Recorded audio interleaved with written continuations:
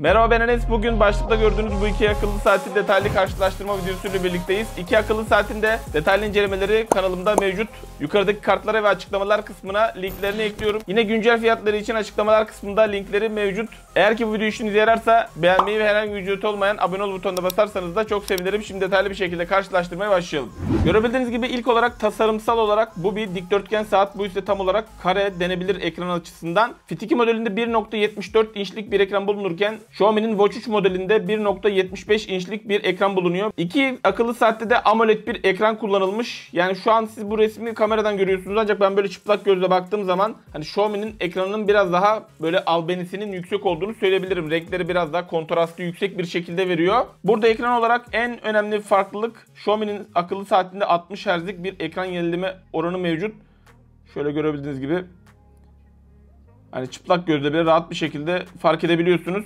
Daha akıcı bir şekilde menüler arasında geçiş yapabiliyorsunuz. Bu ekran 30 Hz, bu ise 60 Hz. 60 Hz olmazsa olmaz bir özellik midir? Değildir tabii ki, ancak burada hani kullanım deneyiminizi daha keyifli bir hale getirdiği de aşikar. Yine tasarımdan devam edelim. İki akıllı saatin de çerçeveleri metal, arka kısımları plastik. İkisinde de yan kısımda görebildiğiniz gibi tuşlar konumlandırılmış. Kordon açısından iki akıllı saatte de silikon kordon mevcut. Malzeme kaliteleri benzer denebilir. Watch modeli görebildiğiniz gibi Apple Watch'lardaki gibi böyle bir tasarımla birlikte geliyor. Fit 2 modeli ise klasik akıllı saat kordonu görünümünde ve bence çok daha kullanışlı. Normal klasik saatler gibi takabiliyorsunuz. Watch 3 modelinde ise bu şekilde burayı taktıktan sonra bunu içeri doğru sokuyorsunuz. Açıkçası ben bu kordon tipini çok beğenmiyorum. Bu klasik olan daha kullanışlı geliyor bana. Yine iki akıllı saatte de görebildiğiniz gibi menülerinde bu şekilde hazır kısa yollar mevcut ve farklı menü stillerinde iki akıllı saatte kontrol edebiliyoruz. Burada Fit 2 modelinin bence önemli bir artısı otomatik ekran parlaklığı mevcut. Watch modelinde ise kendiniz bunu elle ayarlıyorsunuz ekran parlaklığını. İki akıllı saatte yüksek parlaklık seviyelerine çıkabiliyor. Bu arada otomatik ekran parlaklığı da şu işe yarıyor.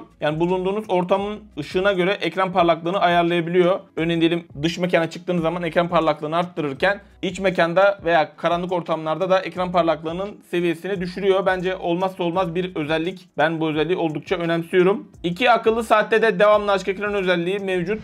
Bildirim, emoji ve arama kısmına geldiğimiz zaman iki akıllı saatin de rehberinden 10 kişiyi ekleyebiliyorsunuz. İki akıllı saatte de bu özellikler iPhone'da da çalışıyor. Burada eksi bir kısım olarak iki akıllı saatte de sıfırdan bir kendiniz numara giremiyorsunuz. Sadece bu belirlediğiniz kişileri arayabiliyorsunuz veya arayan kişilere çağrı geçmişi üzerinden geri dönüş yapabiliyorsunuz. Burada Watch 3 modelinde bir artı olarak buradaki butona uzun süre basılı tuttuğunuz zaman daha önceden belirlediğiniz acil durum kişisini akıllı saat hızlı bir şekilde arıyor. Fit 2 modelinin ise bence daha önemli bir avantajı hazır mesajla ve emoji ile cevaplama özelliği mevcut. Ancak bu özellik sadece Android telefonlarda çalışıyor. Yani Fit 2 modelinde hazır mesajla cevap verme özelliği iPhone telefonlarda kullanırsanız eğer çalışmıyor. İki modelde emoji ve fotoğrafları gösteremiyor. Mesaj okuma açısından Fit 2 modeli biraz daha uzun karakterleri gösterebiliyor ve yazı karakteri küçük olduğu için tek baktığınız zaman daha fazla şey görebiliyorsunuz. Watch 3 modelinde ise yazı karakteri biraz daha büyük, daha iri bir şekilde gösteriyor. Burada mesaj gösterimi açısından ben burada Fit 2 modelini beğendiğimi söyleyebilirim. İki akıllı saat üzerinden de bir telefon görüşmesi yapabiliyorsunuz ve mikrofon performansları ikisinin de iyi seviyede. Batarya kısmına geldiğimiz zaman Fit 2 modelinde 270 mAh, Watch 3 modelinde ise 289 mAh'lik bir batarya kullanılmış. 3 gün boyunca iki bilekliği de koluma taktım. Tüm sağlık ve spor takipleri açıktı. Yine telefon görüşmesi ve spor da yaptım. Yine devamlı açık ekran özellikleri de açıktı. Fit 2 modelinin 3 günün sonunda %44'lük bir şarjı kalırken Watch 3 modelinin ise %14'lük bir şarjı kaldı. Bence burada en büyük farklılık, yani batarya kapasitesi yüksek olmasına rağmen Watch 3 modelinin bu şekilde bataryasının az gitmesinin sebebi 60 Hz'lik bir ekrana sahip olması. Yani burada batarya performansı açısından Fit 2 modeli daha iyi bir iş çıkartıyor. Kendi incelemesinde de 7 gün boyunca kullandığımı belirtmiştim. Yani neredeyse 2-3 gün fazla kullanım imkanı vaat ediyor Fit 2'nin batarya performansı. Yine suya karşı dayanıklılık seviyeleri, GPS özellikleri, Bluetooth versiyonlarının da burada karşılaştırmalarını görüyorsunuz. Bu açılardan benzer oldukları söylenebilir. Burada yine Fit 2 modelinin bir avantajı açısından hızlı hızlı şarj özelliği mevcut. Yani 5 dakika şarj ettiğiniz zaman bir günlük bir kullanım kadar bataryasını şarj edebiliyor Fit 2 modeli. Watch 3 modelinde ise hızlı şarj özelliği mevcut değil. Bu arada iki akıllı saatte de hem GPS hem de pusula özelliği mevcut. Watch 3 modelinde pusula özelliğinin olmadığını belirtmiştim. Bir güncelleme ile birlikte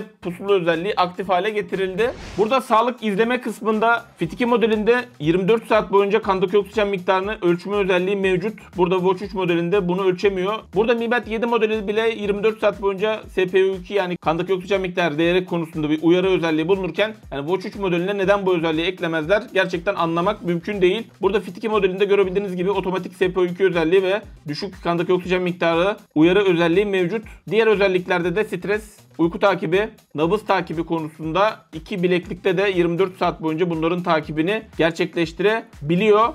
Spor takibi konusunda iki bileklikte de yeterli sayıda spor antrenmanı seçeneği mevcut. Ölçüm tutarlı kısmında iki bilekliği de aynı koluma takarak bir gün boyunca vakit geçirdim. Fit 2 modeli 9418 adım ölçerken Watch 3 modeli 8695 adım ölçtü. Diğer gün ise bileklikleri iki ayrı koluma takarak test ettim. Burada yine Fit 2 modeli 7151 adım, Watch 3 modeli ise 6289 adım ölçtü. Yani görebildiğiniz gibi aynı kolda olduğu zaman fark biraz daha azalmış gibi gözükse de genel olarak Fit 2 modeli bir tık daha adım sayısını fazla ölçme eğilimi gösterdi. Tabii ki burada hangisi doğruydu? Yani Fit 2 mi fazla ölçtü yoksa Watch 3 mü eksik ölçtü? Bunu net olarak söylemek doğru değil. Aslında bu ölçüm biraz fikir vermesi açısından yaptım. Yoksa bilekliği kullanmaya başladıktan sonra bilekliğin ritmine uymanız yeterli. Yani burada asıl amaç zaten sedanter bir yaşamdan yani duran bir yaşamdan hareketli bir yaşama geçmek olduğu için hani bu adım konusu bence çok aşırı derecede eksik veya fazla ölçmediği sürece veya durduğunuz yerde veya seyahat ederken otobüste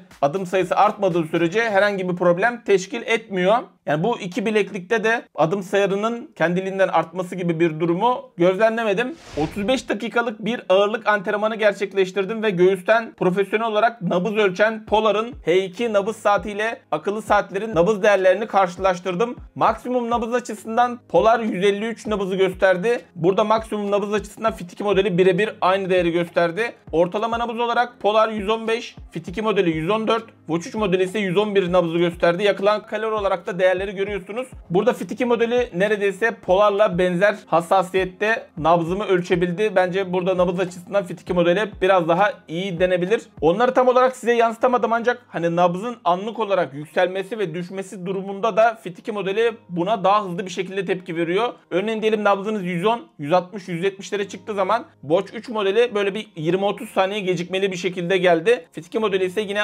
Polar'la benzer bir şekilde hızlı bir şekilde yükseldi ve hızlı bir şekilde düştü. Burada uygulama kısmına geldiğimiz zaman Watch 3 modelini Mi Fitness uygulamasıyla, Huawei modelini ise Huawei sağlık uygulamasıyla birlikte kontrol ediyoruz. Sağlıkla alakalı burada tüm detaylı bilgiler bize sunulmuş. Görebildiğiniz gibi bazı animasyonlar bile benzer. Yani burada uygulama detayı açısından iki uygulamada oldukça benzer diyebilirim. Burada tema kısmında iki akıllı saatte de bol miktarda temayı içerisinde tutabiliyor. Yine ikisinde de devamlı çekilen özellikleri mevcut. Bunların kendine özel temaları da var. Burada Huawei kısmında bir eksi vereceğim kısım. Burada görebildiğiniz gibi bazı temaları marketinde paralı olarak satıyor. Yani bu bence benim çok tasvip etmediğim bir durum. Yani saati zaten aldık, bir de temaya ekstra para vermek çok bana mantıklı gelmiyor açıkçası. Burada Xiaomi tarafında ise tüm temalar ücretsiz. Huawei'nin önemli bir artısı burada App Gallery mevcut. App Gallery üzerinden akıllı saate bir uygulama yükleyebiliyorsunuz. Xiaomi modelinde herhangi bu şekilde bir özellik bulunmuyor. Tabii ki burada bunlar da çok fonksiyonel uygulamalar değiller ve bu akıllı saat çıkalı neredeyse bir sene oldu ve ben bir sene önceki incelememe baktığımda da yine benzer uygulamalar olduğunu gördüm. Yani bu uygulamalar da şu an çok fonksiyonel olarak çalışmıyorlar ancak böyle de bir artısı mevcut.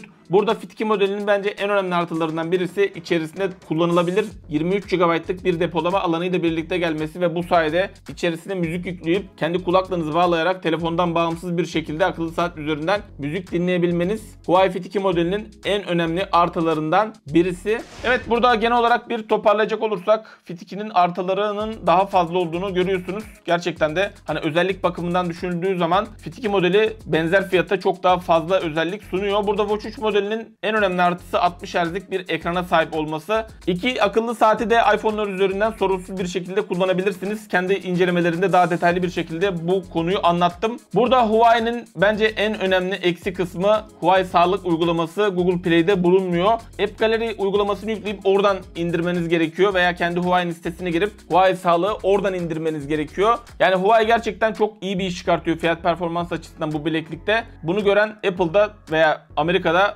Huawei'yi bu şekilde engellemeye çalışıyor yazılımsal olarak. Bence burada Huawei'nin de en zayıf kaldığı nokta bu olmuş. Bazı kullanıcılar bu APK yükleme olayına çok sıcak bakmayabiliyor. Ancak hani burada gülü seven dikenine katlanır diyelim. Son dönemde tüm üreticiler 60 Hz ekranın özelliğini getirmeye çalışıyor. Çok iyi bir özellik. Yani bu özellik geldiğinde de pil süresi şu an Watch 3 modelinde olduğu gibi bir miktar daha düştüğünü gözlemledim ben. Benim bir akıllı saatte en önemli bulduğum 3 nokta malzeme kalitesi ve batarya, uygulama, yazılım, telefon uyumluluğu ve ölçüm tutarlılığı. Yani burada bu 3 akıllı saatte hani fiyat bantları düşünüldüğünde Fit 2 modeli daha fazla özellik sunsa da benzer klasmanda ürünler. Yani burada yaşattıkları deneyim açısından ve kalite açısından benzer olduklarını söyleyebilirim. Saat işi tabi biraz da zevk işi. Yani kolunuzda kare bir saat mi görmek istiyorsunuz? Yoksa dikdörtgen bir saat mi görmek istiyorsunuz? Yani dışarıdan bakıldığı zaman bu kenar çerçevelerinin bir miktar daha parlak olmasıyla birlikte ve ekran kalitesiyle birlikte hani Watch 3 modeli bana biraz daha şık bir saat gibi geldi. Hani fonksiyon kısmı benim için daha önemli diyorsanız da Fit 2 modelini tercih edebilirsiniz. İki modelin de linkleri açıklamalar kısmında mevcut.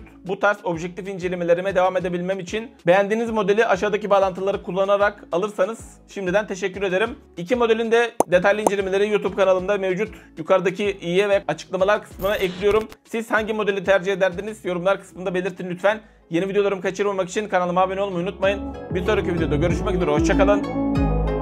Kendinize iyi bakın.